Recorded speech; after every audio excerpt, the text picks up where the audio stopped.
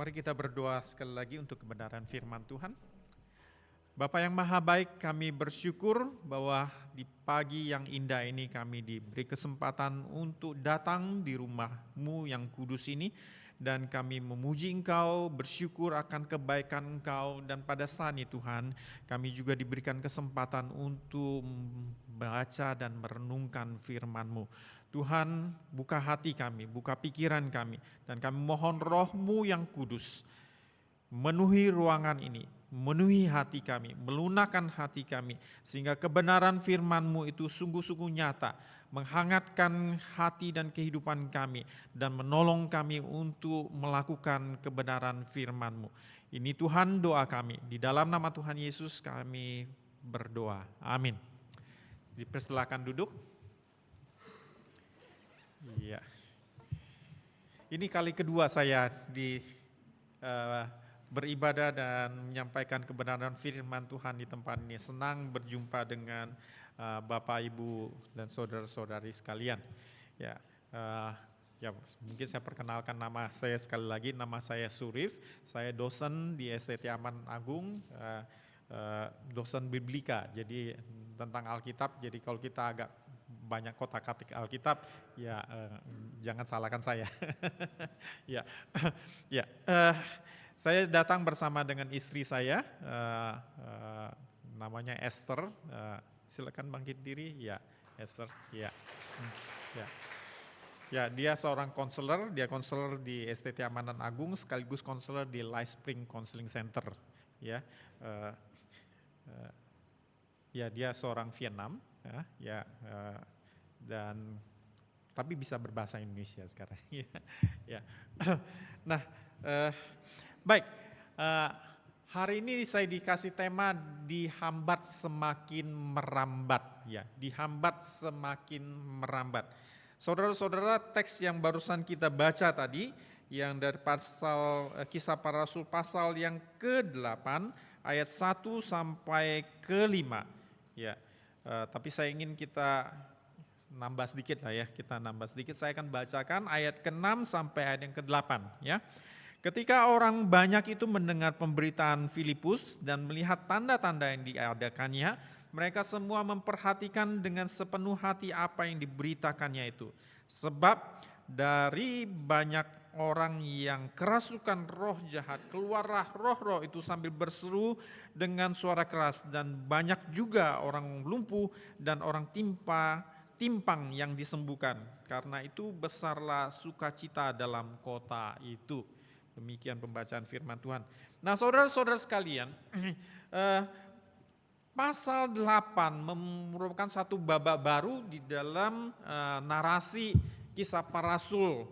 Saudara-saudara, Kisah Para Rasul dimulai dengan Pentakosta, ya, di mana ketika ada sekitar 120 pengikut Yesus menantikan janji Tuhan, dan kemudian pada hari Pentakosta janji Tuhan tersebut, Roh Kudus diberikan dan mereka bersemangat memberitakan Injil karena digerakkan oleh api Roh Kudus.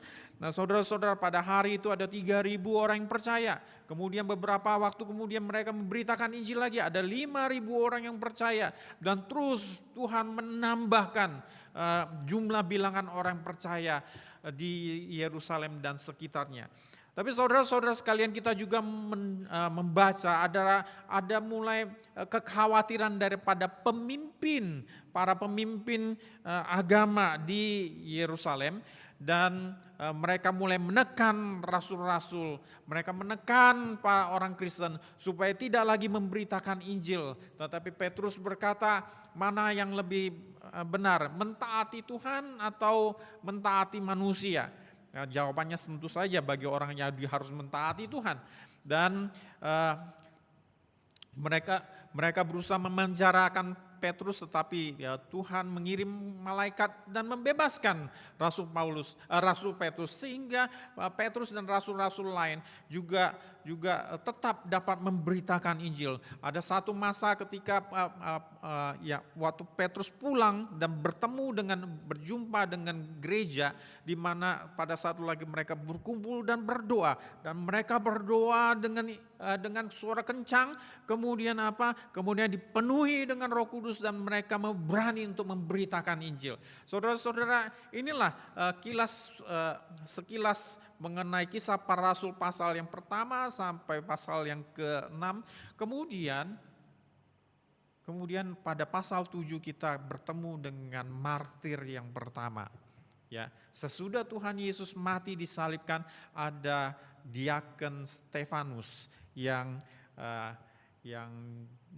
akhirnya mati dilempar batu. Nah, saudara-saudara sekalian, sebenarnya dalam hukum Romawi yang pada saat itu menduduki daerah Palestina, daerah kerajaan Israel pada saat itu, sebenarnya hak menghukum mati itu ada pada pemerintahan Romawi. Itu sebenarnya tidak serta-merta Tuhan Yesus itu dapat mati oleh Mahkamah Pengadilan Agama. Itu sebabnya Mahkamah Pengadilan Agama pada saat itu menyerahkannya kepada Pilatus, dan Pilatus yang akhirnya menjatuhkan hukuman mati tersebut. Jadi hak untuk menjatuhkan hukuman mati, capital punishment, itu ada dipegang oleh pemerintahan Romawi pada saat itu. Tetapi yang terjadi di sini adalah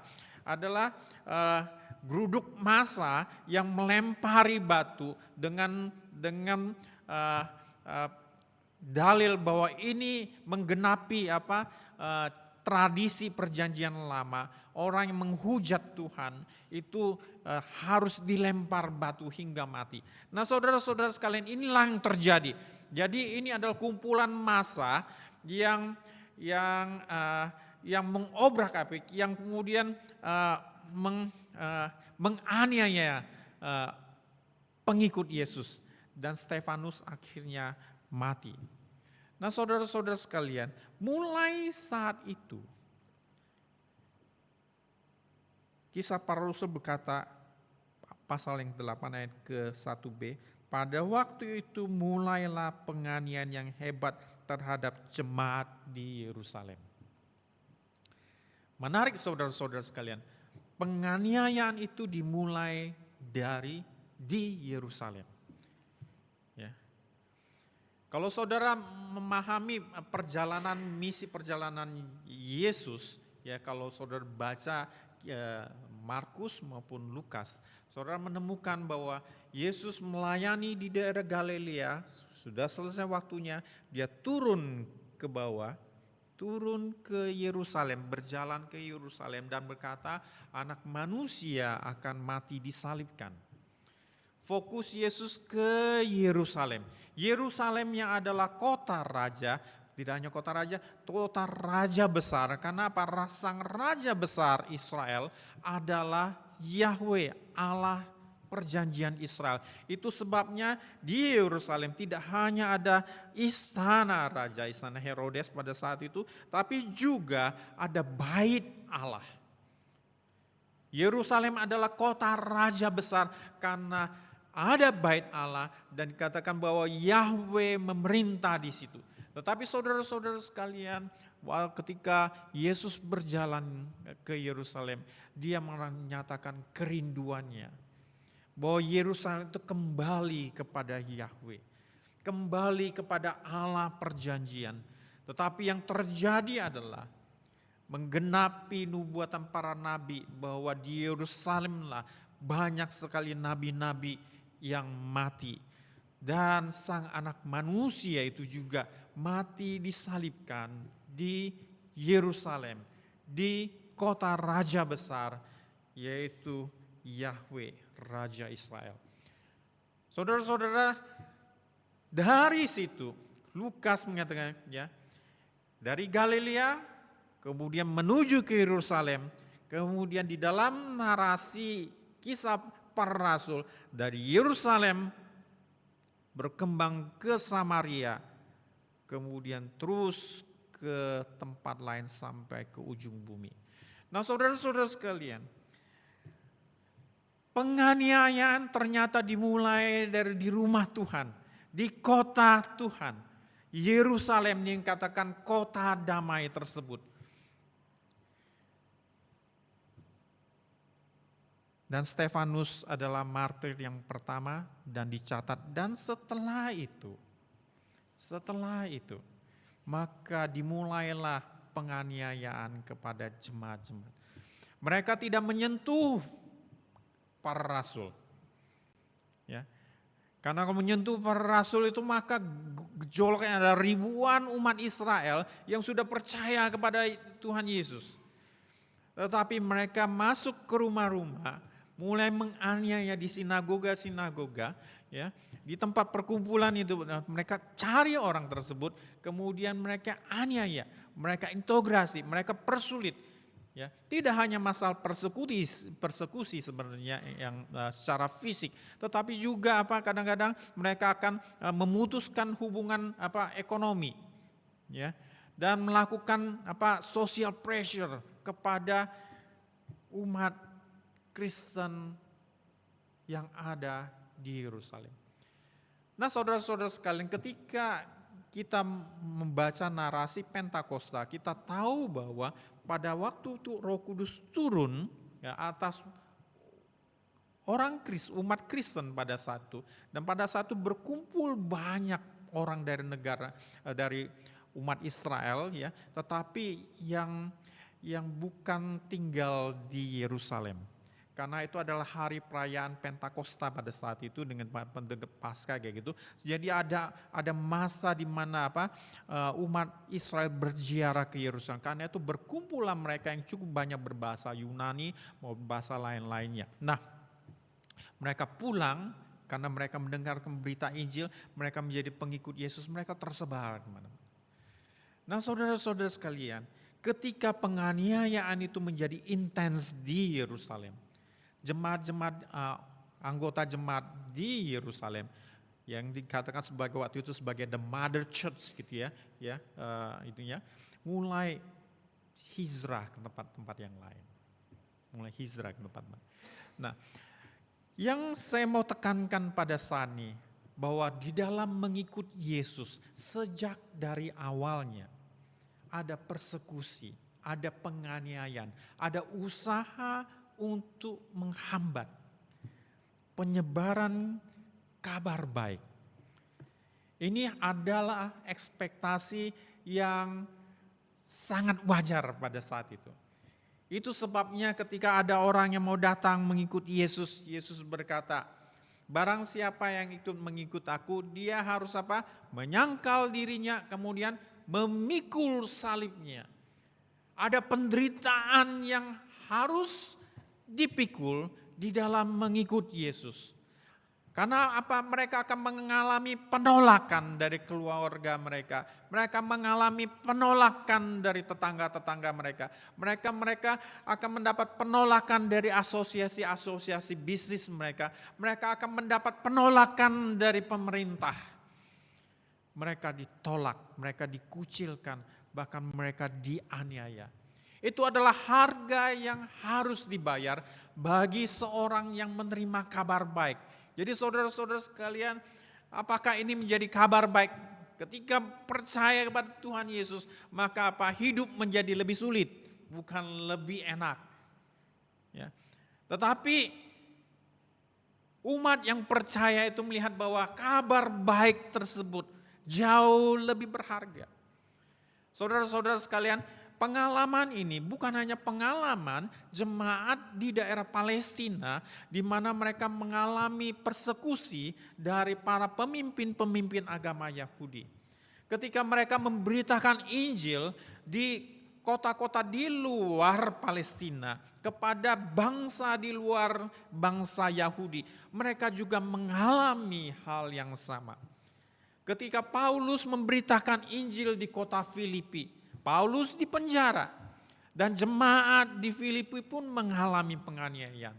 Ketika Paulus hijrah dari Filipi dia ke Tesalonika, jemaat di Tesalonika menerima pada saat itu diberitakan Injil, mereka menjadi percaya, mereka pun mengalami penganiayaan. Itu sebabnya di 1 Tesalonika ayat yang ke-6, Paulus berkata kepada jemaat di Tesalonika, "Dan kamu mengikuti teladan kami dan teladan Tuhan dalam penindasan yang berat, kamu telah menerima firman itu dengan sukacita yang dikerjakan oleh Roh Kudus."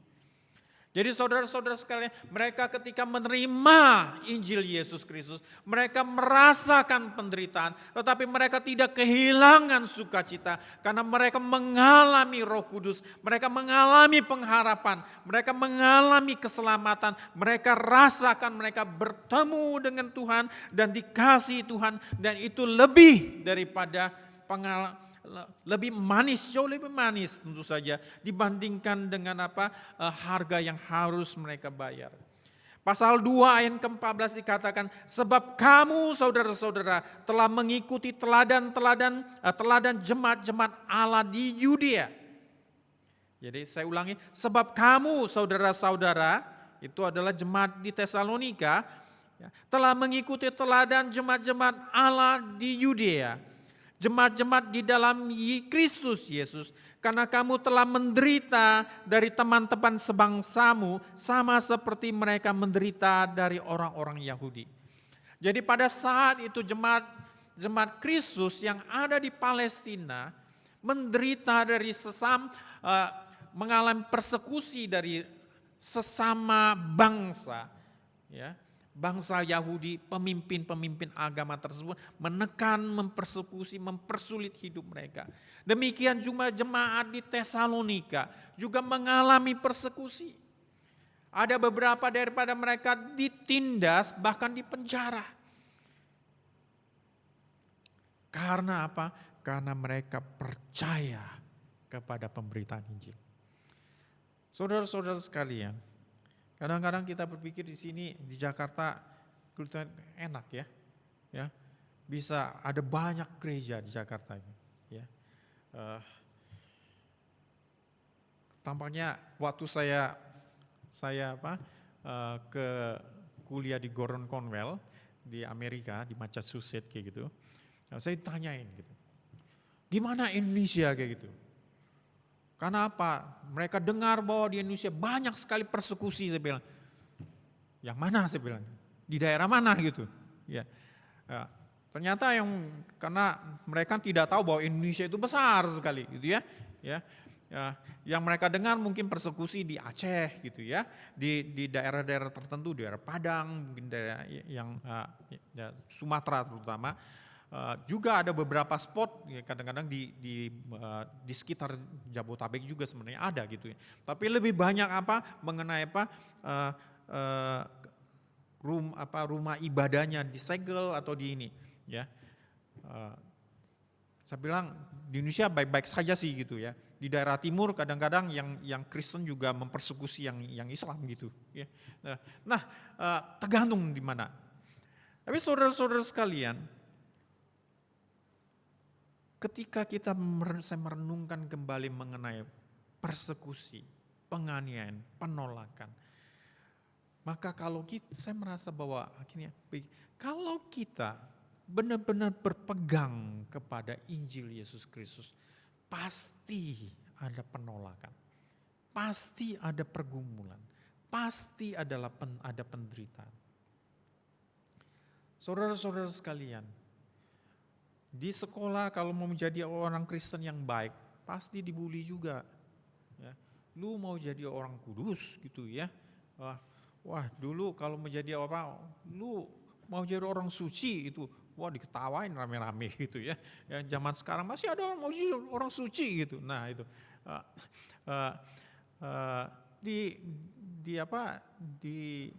di kerjaan lebih lagi itu. Dulu waktu saya kerja di perusahaan developer gitu, saya punya ada satu ini juga Pak Randy, arsitek, saya juga arsitek gitu. Yang paling pusing tuh ke pemerintah gitu.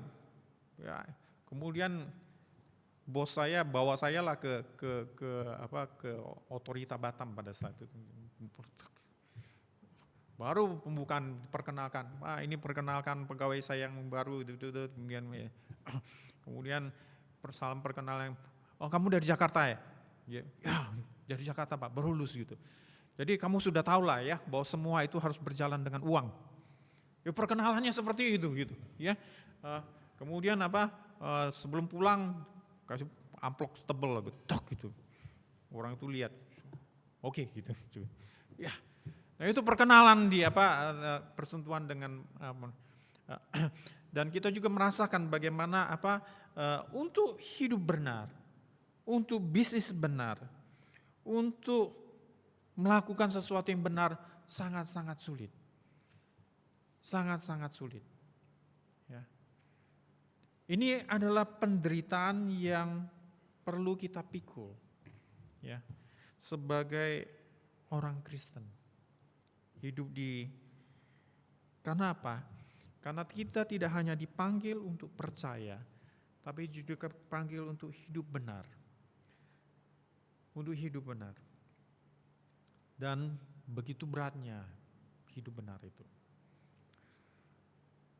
Kita juga dipanggil untuk hidup benar yang salah satu yang menurut saya cukup berat pada saat ini adalah berkenaan dengan pornografi. Wah itu pornografi dari anak kecil sampai dewasa. Mungkin juga di antara saudara dan saya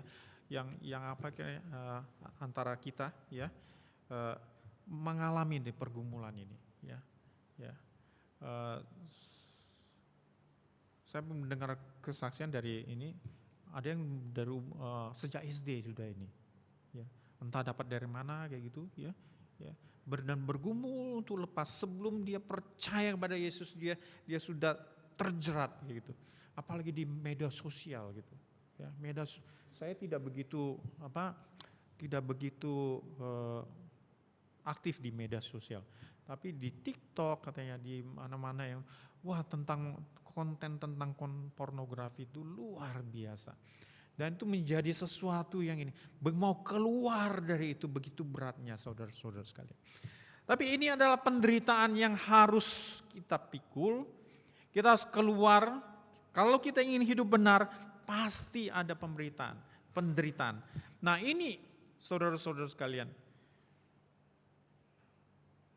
ada persekusi, ada penderitaan yang dialami oleh jemaat mula-mula.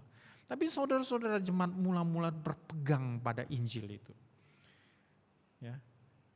Mereka akhirnya sebagian cukup banyak yang harus keluar dari dari kota Yerusalem. Dan apa yang dilakukan oleh mereka?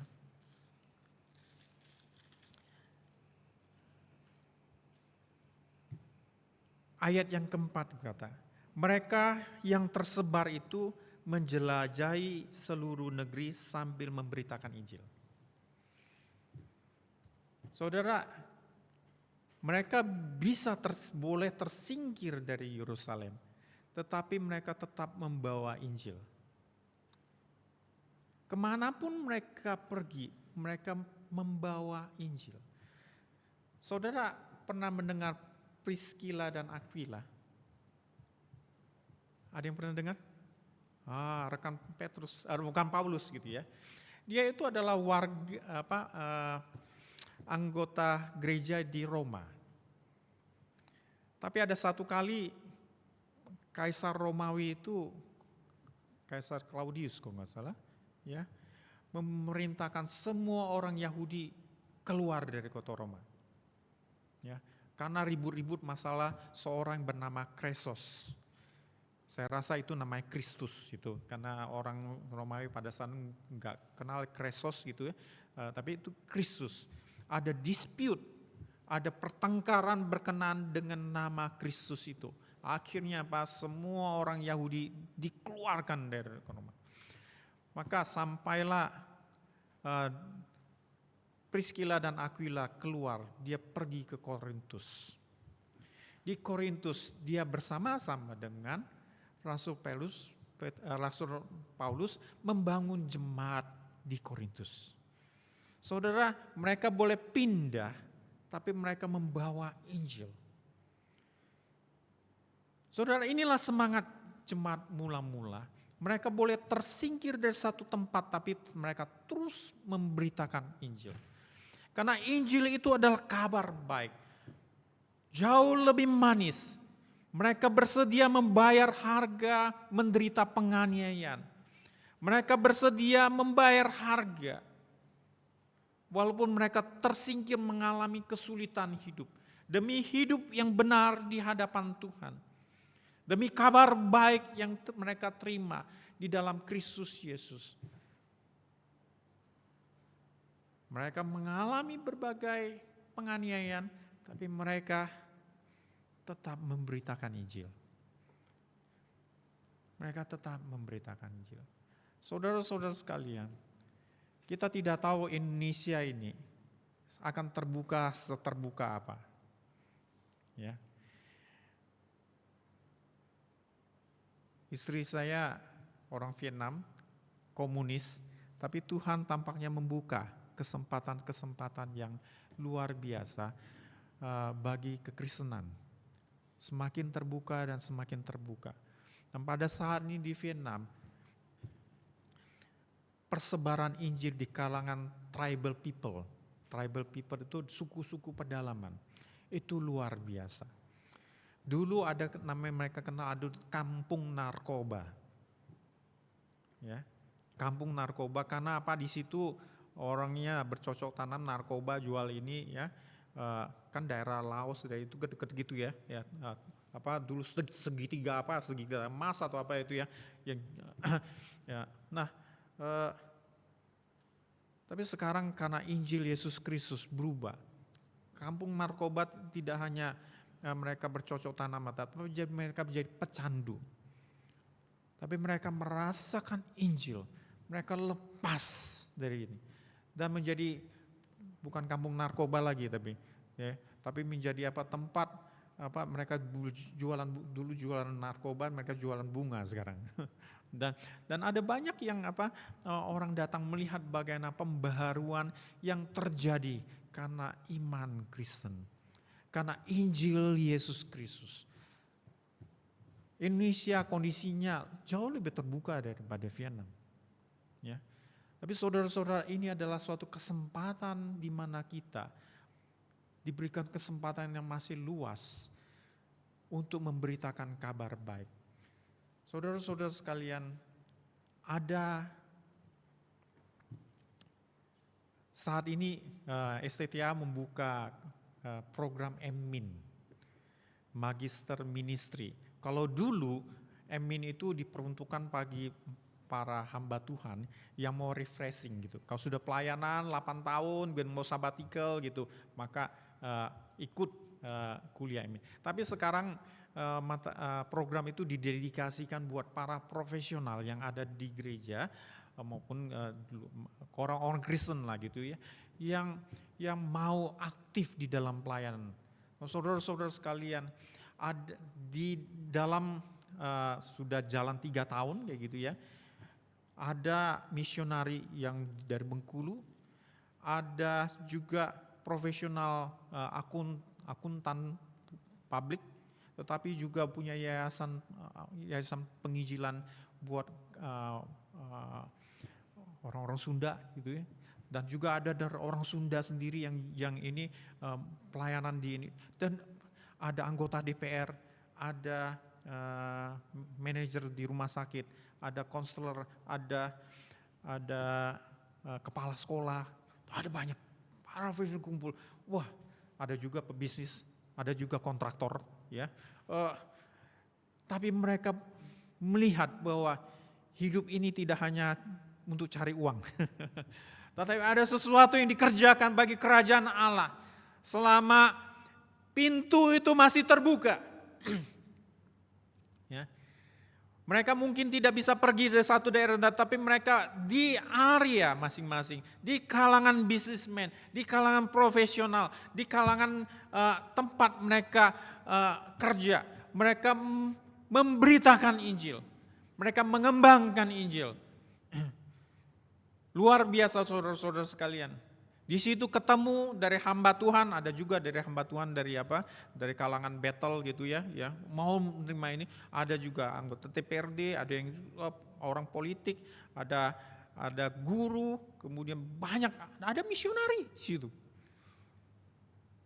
Dan mereka rindu untuk kerajaan surga ini. Mereka rindu untuk memberitakan Injil. Saudara-saudara sekalian, selama kesempatan itu masih terbuka, mari saudara-saudara sekalian, kita bergiat di dalam pemberitaan Injil. Dan di sini kita melihat Filipus. Siapakah Filipus itu? Ya. Ayat 5, Filipus pergi ke suatu kota di Samaria dan memberitakan Mesias kepada orang-orang di situ. Saudara tahu siapa Filipus? Ya. Pada pasal sebelumnya,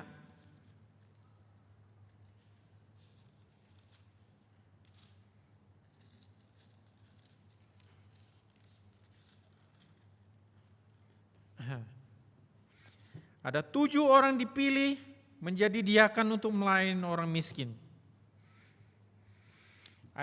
Pasal 6 ayat 5. Usul itu diterima baik oleh seluruh jemaat, lalu mereka memilih Stefanus, orang yang penuh iman dan Roh Kudus, ya.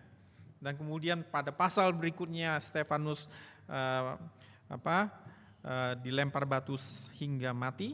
Kemudian Filipus, orang yang kedua. Jadi Filipus itu adalah diaken yang ditugaskan untuk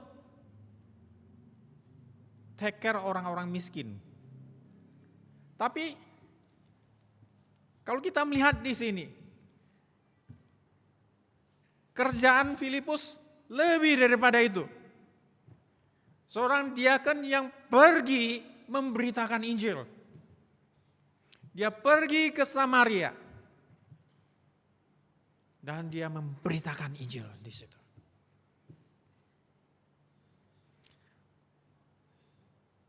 Saudara-saudara sekalian, Filipus bukanlah profesional hamba Tuhan seperti Rasul Paulus, para Rasul Petrus, Paulus dan ini. Tapi Filipus adalah mungkin pemimpin di Yerusalem, ya pemimpin jemaat itu bagian daripada kemajelisan. Kemudian ditugaskan untuk bagian diakonia, tetapi dia juga seorang pemberita Injil. Bahkan dia tidak hanya memberitakan Injil Samaria, dia memberitakan Injil kepada sida-sida dari Ethiopia. Yang membuat apa? Membuat akhirnya Ethiopia itu ada kekristenan hingga saat ini. Waktu di Gorontalo saya pernah ketemu dengan orang hamba Tuhan dari Ethiopia gitu. Mereka bangga dengan itu. Sejarah kami itu bermula dari kisah para rasul. Bermula daripada kisah para rasul. Ya. Dari situ turun sampai sekarang. Wah. Saudara-saudara, karena pelayanan daripada seorang diaken yang bernama Filipus ini. Tapi tentu saja Filipus tidak sendirian. Ada banyak anak-anak Tuhan, jemaat Tuhan yang terserak pada satu karena mengalami penganiayaan.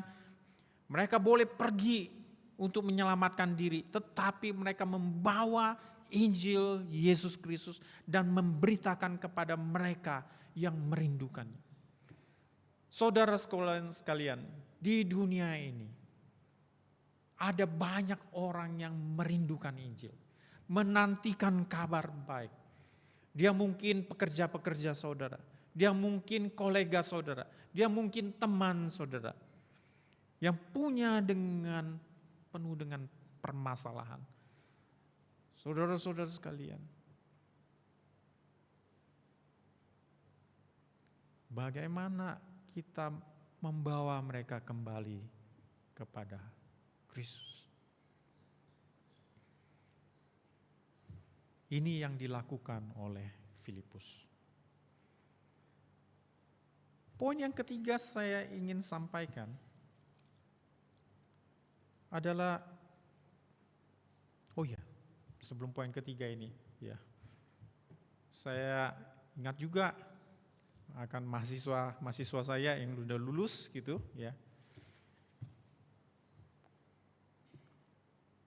Pada waktu kuliah, Mereka punya kerinduan untuk bermisi, saya konekkanlah mereka ke OMF gitu. Ke OMF, mereka terbeban benar-benar. Terbeban dan rindu untuk diutus, untuk menjadi misionari. Ya. Ada yang satu tergerak untuk ke mana ya? Di atas Cina, Mongolia. Mongolia itu daerah di mana kekristenan juga sangat sedikit.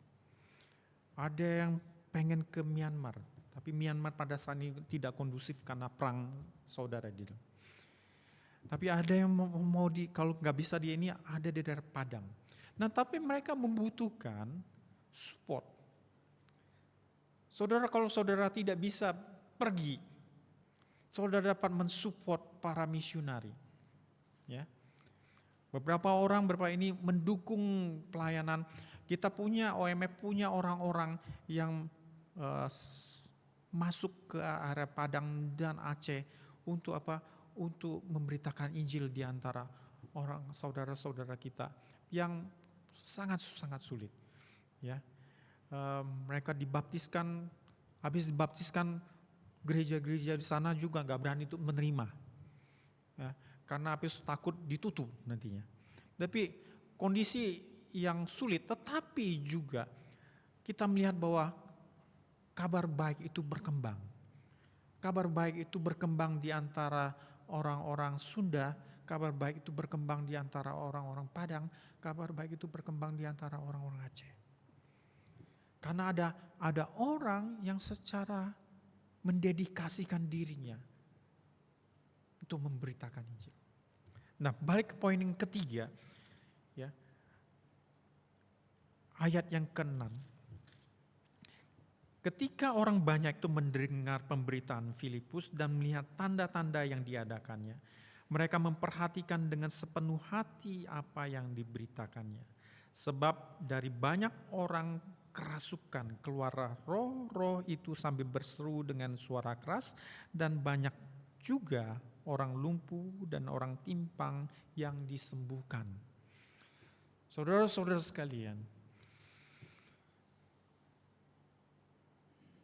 para jemaat-jemaat mula-mula tidak sendirian. Ada Roh Kudus yang bersama-sama dengan mereka.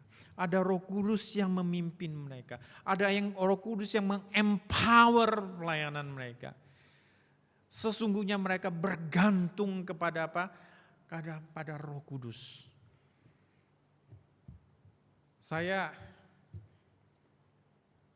Ketika saya live in dan pelayanan 2 bulan, saya bilang sama mahasiswa saya, ada praktek pelayanan 2 bulan, kita kirim ke mereka mana-mana, dan juga kirim pada satu ada yang pelayanan 6 bulan itu juga dengan OMF di daerah Sulawesi. Coba kalian lihat, kalian rasakan pengalaman dipimpin oleh Roh Kudus itu. Dan ternyata saudara-saudara, itu sungguh nyata. STT tidak hanya mempersiapkan skill sebenarnya, tapi mendorong para mahasiswa untuk belajar dipimpin oleh Roh Kudus. Tidak hanya digantung pada kemampuan manusia. Karena Roh Kudus dapat memampukan kita yang sangat-sangat tidak mampu. Pengalaman daripada salah seorang mahasiswa saya yang sekarang sudah alumni, sekarang di Papua gitu. Bagaimana Roh Kudus memimpin kepada orang yang tidak dikenal untuk didoakan. Ya. Cari orang, nggak ketemu, putar 2 kali mau pulang, tapi rasanya Roh Kudus masih ada satu. Ketemu tuh. Begitu ketemu dalam 5 menit itu perempuan yang ketemu itu menangis. Wah, hidup itu begitu berat. Kemudian maukah ibu didoakan di dalam nama Nabi Isa? Bersedia. Saudara-saudara sekalian, Saya juga mengenal bahwa ada OMF juga pakai obat-obat ramuan tradisional, tetapi didoakan kemudian menjadi obat yang sangat mujarab untuk Untuk penyembuhan stroke dan lain. Saudara-saudara, ini terjadi saudara-saudara. Bahwa Roh Kudus memimpin, memampukan pelayanan pekabaran Injil. Saudara, kadang-kadang kita merasa penginjilan tuh butuh training gitu, ya. Cuman mula-mula tidak butuh training gitu ya. Tetapi mari berani, mari alami kuasa Roh Kudus tersebut, bahwa ada banyak pengalaman ketika kita berani untuk keluar, kita berani untuk berbicara tentang Yesus Kristus. Inilah yang dialami oleh gereja mula-mula. Inilah yang dialami oleh Filipus. Dan saya yakin dan percaya Tuhan juga rindu kita alami. Kita hidup di Indonesia pada zaman yang rada tidak menentu ini. Ya. Sekarang tuh AI itu menjadi momok gitu. Ya. Momok yang mengerikan. Ya. Apalagi tambah robot gitu. Ya, dapat bayangkan pengangguran begitu banyak yang bisa ya. Nah, ada banyak kegalauan. Tech Indonesia gelap itu rata-rata dari anak-anak muda melihat masa depan Indonesia itu tidak punya harapan. Saudara-saudara sekalian, Indonesia butuh terang. Dan terang itu ada pada Injil Yesus Kristus. Terang yang mengubah kehidupannya. Terang yang membawa pengharapan. Pasti ada banyak kesulitan. Pasti ada banyak hambatan. Dari dulu sampai sekarang demikian. Pasti ada banyak penganiayaan. Pasti ada penolakan. Tetapi saudara-saudara, Injil kita jauh lebih manis. Jauh lebih indah. Kita sudah mengalaminya itu dan kita rindu sanak keluarga kita mengalaminya, teman-teman kita alami, ya. Orang yang bersentuhan dengan hidup kita. Mereka mengalaminya. Dan orang-orang tidak bersentuhan dengan kita yang jauh di situ. Mereka juga mengalaminya. Mari kita bergiat di dalam kabaran Injil, dalam pekerjaan Injil. Karena disitulah harapan manusia. Harapan itu diberikan oleh Allah di dalam Kristus Yesus yang mati dan bangkit bagi kita. Di atas mimbar ini saya mendorong saudara untuk bergiat. Ada kesulitan, ada tantangan pasti. Tetapi mari kita tidak berlah, ya, tetapi semakin kuat, semakin bersandar pada Roh Kudus yang memampukan kita dan memimpin kita bagi pekerjaan Injil. Tuhan memberkati. Mari kita berdoa sekali lagi.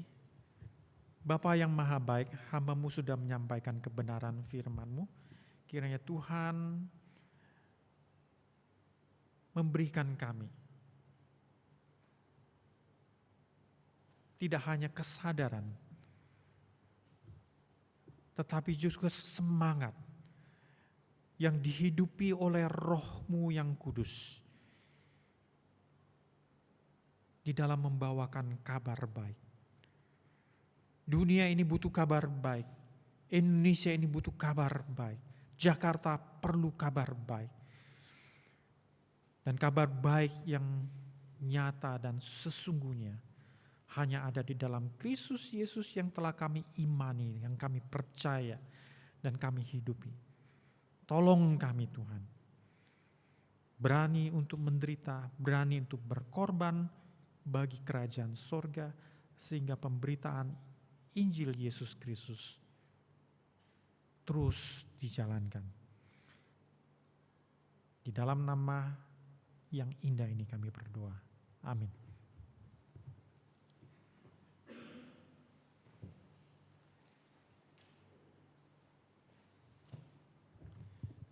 Makasih kepada Bapak Pendeta Surif yang sudah menyampaikan firman. Bapak Ibu saya undang untuk bangkit berdiri.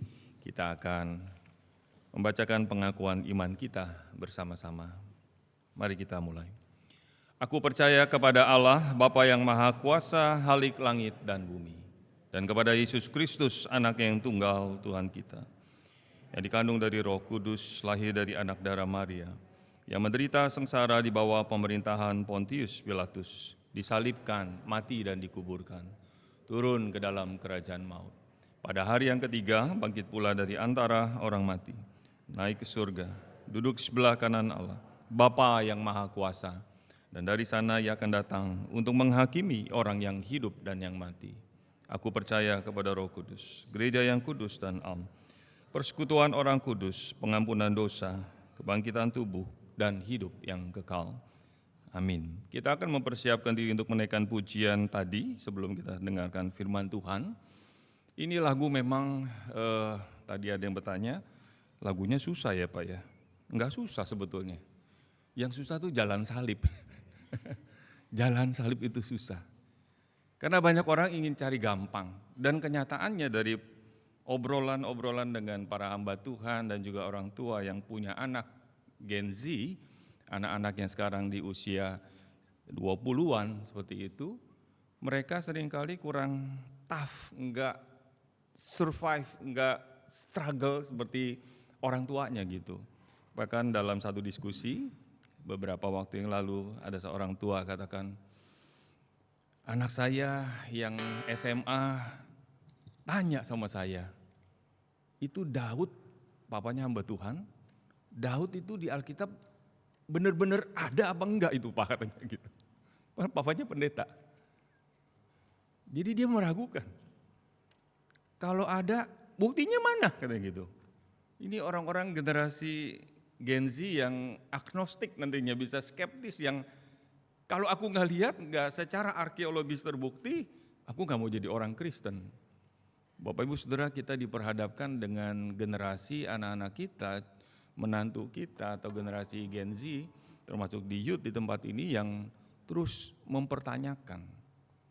Nggak gampang itu. Akhirnya hamba Tuhan ini dikumpulkan, bikin kelompok PA, dia mulai masuk dengan konteks sosmed seperti sekarang ini, masuklah kepada kebenaran-kebenaran, dan puji Tuhan menurut kisah dari hamba Tuhan itu banyak teman-teman dari anaknya, termasuk anaknya sendiri, Om, hampir saya jadi ateis, hampir saya nggak mau lagi jadi orang Kristen. Nah ini PR Bapak Ibu Saudara, apalagi yang anak-anaknya masih TK, SD, SMP, Bapak Ibu yang punya cucu, PR-nya makin besar. Generasi beralih, kita menghadapi generasi yang gak mau salib, gak mau jalan salib, maunya terus sukses, sukses, sukses. Padahal kalau kita perhatikan, ketika lagu pujian ini mengingatkan kita, waktu kita ikut kehendak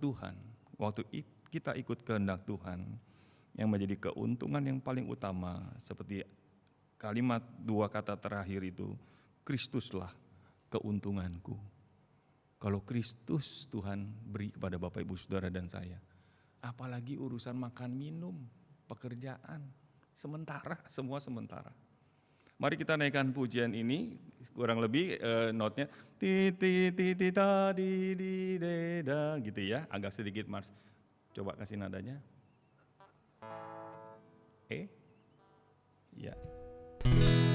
Jalan salib perlulah korban, serahkan semua padamu. Letakkanlah semua di atas mezbah, api barulah kan nyata. Ini jalan salib, relakah kau tempuh, sudahkah kau tanggung salibmu?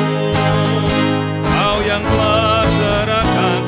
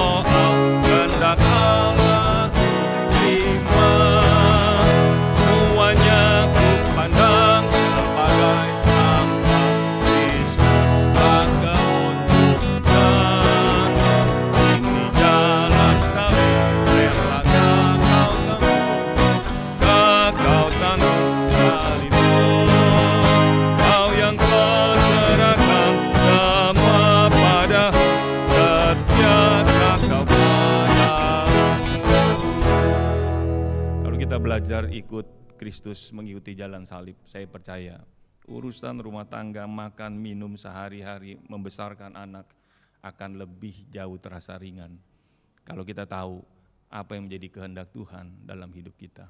Mari kita berdoa. Bapa dalam surga, kami bersyukur untuk hari ini meneladani orang-orang percaya di abad pertama yang mengikut Kristus. Kalau kami melihat diri kami tidak ada apa-apanya ketika kami mengiring Engkau, mereka harus bahkan mengorbankan nyawa, berjerih lelah, mengalami begitu banyak kesulitan. Namun kami bersyukur meneladani iman seperti Filipus, Stefanus, dan orang-orang percaya di abad-abad pertama, orang-orang Kristen yang menjadi orang percaya, menempatkan Engkau, Kristus, yang paling utama. Engkaulah keuntungan bagi mereka. Kiranya kami di tempat ini yang hidup di abad 21 ini dengan konteks zaman yang berbeda, namun firman Tuhan tetap sama, bahwa ketika kami menempatkan kehendak Tuhan menjadi yang paling utama dalam hidup kami, kami tahu Engkau Bapa yang baik.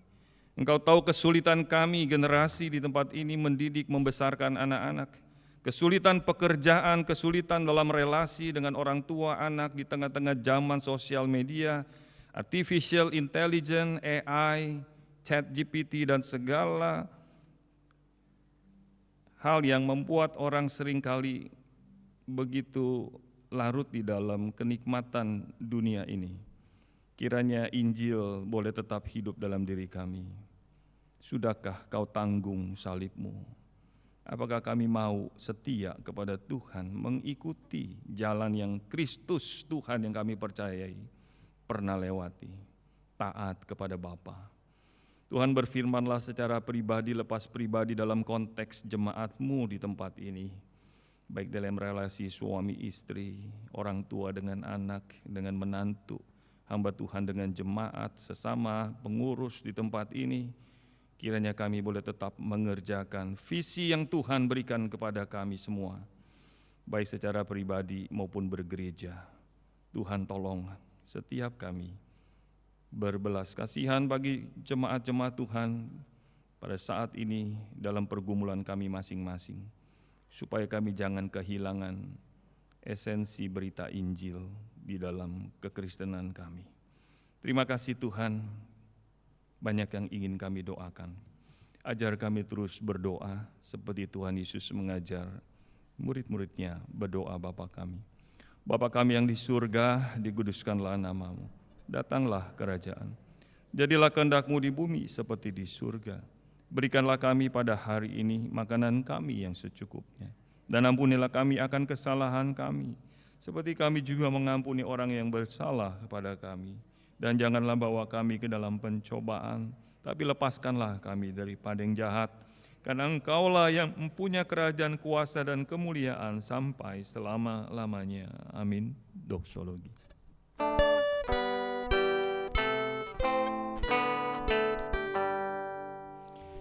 Bagi Bapa, Anak, dan Roh, puji, hormat, dan mulia, dulu, sekarang,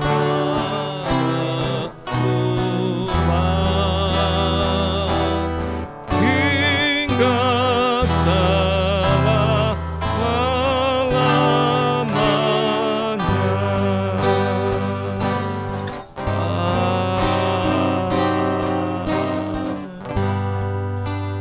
Sidang jemaat, Bapak Ibu Saudara yang dikasihi Tuhan, mari kita angkat kedua tangan kita, terimalah berkat dari sorga lewat ibadah pada pagi hari ini. Kasih dari Allah Bapa, damai sejahtera dari Tuhan kita Yesus Kristus dengan persekutuan Roh Kudus menyertai kita semua dari hari ini sampai hari kedatangan Kristus yang kedua kali, bahkan sampai selama-lamanya. Amin. Amin.